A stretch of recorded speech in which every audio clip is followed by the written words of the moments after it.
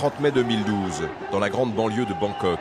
Cette foule en liesse, ce sont des ouvriers immigrés birmans venus acclamer leur idole, Aung San Suu Kyi.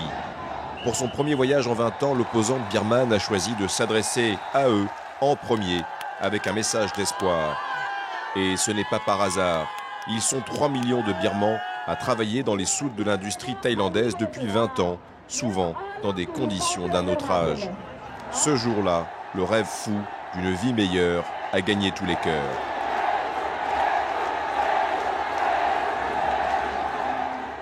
Trois mois ont passé, Aung San Suu Kyi s'est envolée. Reste le quotidien et la réalité. Maung Mya est une jeune ouvrière dans l'industrie de la pêche. Il y a 6 mois, elle a fait venir son frère de 16 ans depuis le nord birman pour travailler ici, à l'usine. Il n'est jamais arrivé. Je ne sais pas où il est. La seule chose que je sais, c'est qu'il est retenu en mer sur un bateau de pêche. Il ne m'a appelé qu'une fois, il parlait très vite. Il a hurlé « Sauve-moi, sauve-moi ». Il n'a que moi, je suis sa grande sœur. Quand il m'a téléphoné, ça m'a brisé le cœur. Il m'a supplié de venir le chercher, de le secourir. Il m'a dit qu'il n'avait plus la force de travailler sur ce bateau. C'était trop dur. Je sais qu'il souffre, qu'il est seul en mer et je ne peux rien faire.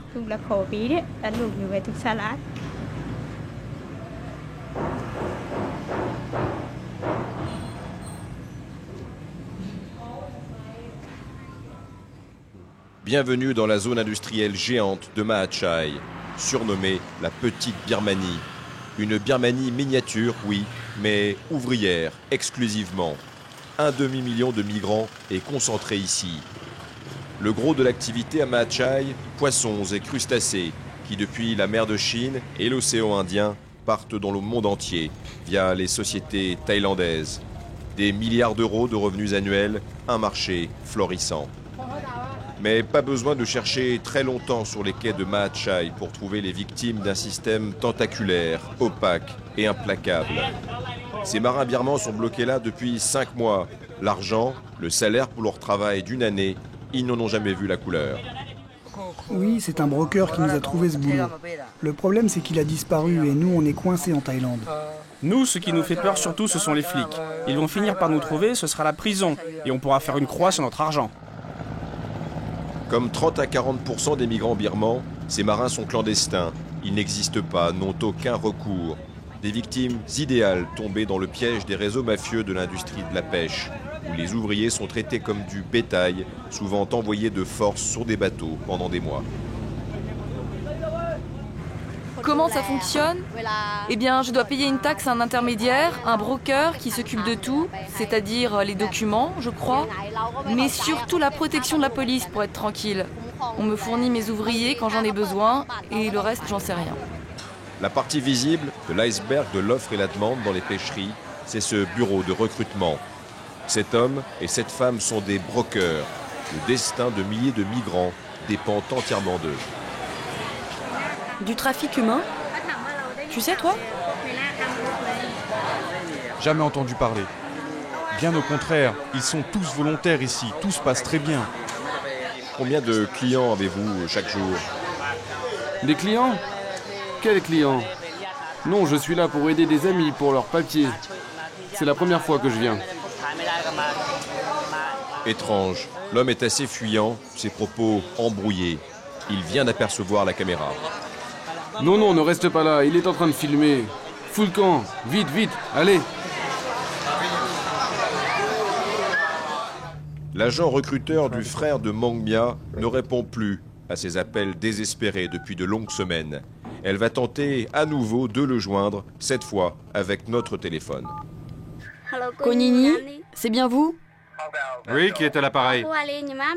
C'est à propos de mon petit frère qui a disparu, vous vous souvenez? La discussion s'engage, fébrilement. Au bout du fil, le seul lien avec le frère disparu. Où est-il? C'est vous qui l'avez mis sur un bateau pour travailler. Non, non, c'est pas moi, j'y suis pour rien. C'est l'homme qui a acheté ton frère qui a tout manigancé. Je veux lui parler à cet homme. Donnez-moi son numéro. Oh là là, j'ai pas son numéro, moi, c'est compliqué. C'est dangereux, là, je vais essayer. Allez, je te rappelle. Allô? Allô? Il a raccroché. Cet homme est un menteur. Il n'arrête pas de changer de version. Je ne le crois plus. Où est mon frère? Le frère de Mangmia n'a jamais eu l'intention de travailler sur un bateau. On l'y a forcé. Il est très probable qu'il soit traité comme un esclave et un prisonnier. Une tragédie ordinaire dans le milieu.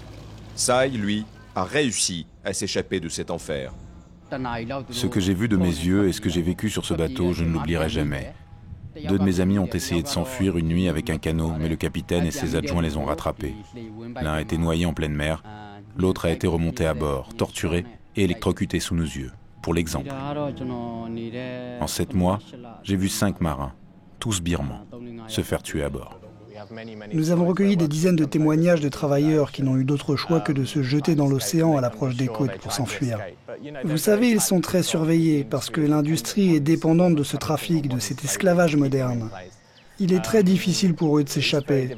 S'ils ne sont plus retenus physiquement ou psychologiquement, les migrants sont quand même dans l'impasse. Ils ont contracté une dette auprès du broker en l'échange du travail, et le broker sait tous d'eux où sont leurs familles, où ils habitent. Victoria Point, au sud de la Birmanie, sur les rives de la mer des Andamans. Voici l'un des points de transit vers la terre promise thaïlandaise pour des centaines de milliers de migrants birmans. Le préambule aussi de nombreux drames. Je ne sais pas où je vais travailler. Dans les pêcheries, je crois. Comment avez-vous eu ce travail? Pas de réponse. Ce jeune Birman de 18 ans s'apprête à faire un bond vers l'inconnu. Même s'ils sont légaux, qu'ils ont des papiers provisoires, leurs documents sont souvent confisqués par le broker ou le patron. Ce qui fait qu'ils ne sont plus libres de leur mouvement une fois arrivés en Thaïlande. La Thaïlande en fait-elle assez pour lutter contre le fléau de l'exploitation et du trafic d'êtres humains? Nous sommes allés poser cette question au plus haut sommet de l'État. La loi thaïlandaise est très claire et j'en suis personnellement garante. Quiconque vient travailler ici bénéficie de protection et de droits, sans exception. Tous les ouvriers étrangers ont exactement les mêmes droits que nos propres ouvriers. Retour à Mahat Chaï. Sai, le rescapé, a accepté de revenir sur son passé. 4 mois ont passé depuis son évasion. Nous allons tenter de retrouver la pêcherie d'où il s'est échappé lors d'une escale. Ça y est, je me souviens, c'était là. Ils nous ont débarqués avec le broker pour nous transférer dans l'usine de poissons. Après quelques heures, on retrouve l'endroit, au fond d'une impasse dans un quartier tranquille. C'est là. Je n'y vais pas, s'ils me voient, ils me tuent. Nous décidons donc d'aller nous-mêmes voir de plus près. Ces petites usines de transformation de poissons et de crevettes servent souvent de réserve de main-d'œuvre pour les bateaux de pêche. L'accueil est à la hauteur de la réputation. Hello. Qu'est-ce que vous faites là? Qu'est-ce que vous voulez? Enlevez cette caméra, je veux pas être filmé. On veut juste vous poser quelques questions. Vous savez qu'on vous accuse de trafic humain? Nous sommes priés de quitter les lieux, sans explication ni visite. Pour mieux comprendre les rouages du système, nous allons rencontrer le vice-ministre du Travail. C'est un parfait connaisseur du dossier et pour cause, sa famille possède l'une des plus grosses usines de Mahat Chaï. Il va nous livrer sa manière toute personnelle d'expliquer les dérives de l'industrie de la pêche. Bien sûr qu'il y a encore des abus et des dérives, mais c'est souvent dû à une mauvaise communication entre l'employeur et ses ouvriers, c'est tout. Nous travaillons à améliorer le système, notamment que les patrons soient plus au fait des lois sur le travail en Thaïlande.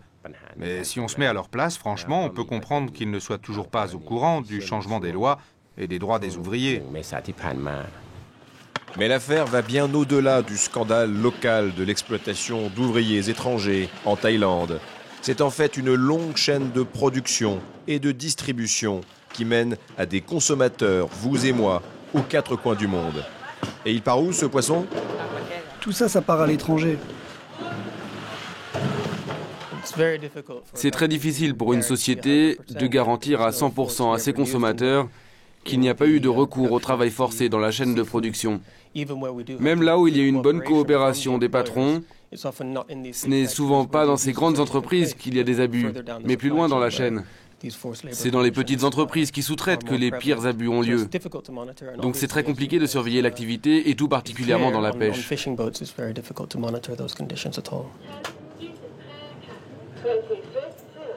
11 milliards de dollars annuels, 10% du PIB thaïlandais.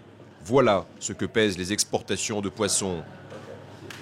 Nous avons justement rendez-vous avec le patron de Thai Union Frozen, TUF, le plus gros négociant du pays, très présent en France notamment. Problème, TUF serait lié à l'entreprise dont s'est échappé Sai, l'ouvrier birman.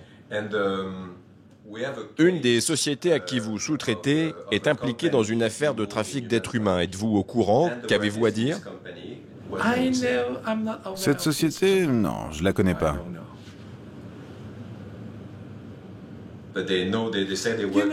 Écoutez, vous savez, ce n'est pas le problème. Vous savez, je représente une grande entreprise qui prend ses responsabilités, qui travaille dans la plus grande transparence.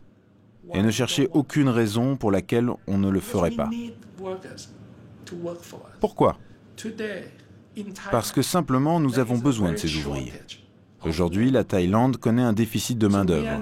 Notre but aujourd'hui est au contraire d'attirer les travailleurs étrangers. Nous voulons même pratiquer les hauts salaires de toute l'industrie pour qu'ils travaillent pour nous. Et ça, je peux vous dire, j'en suis fier.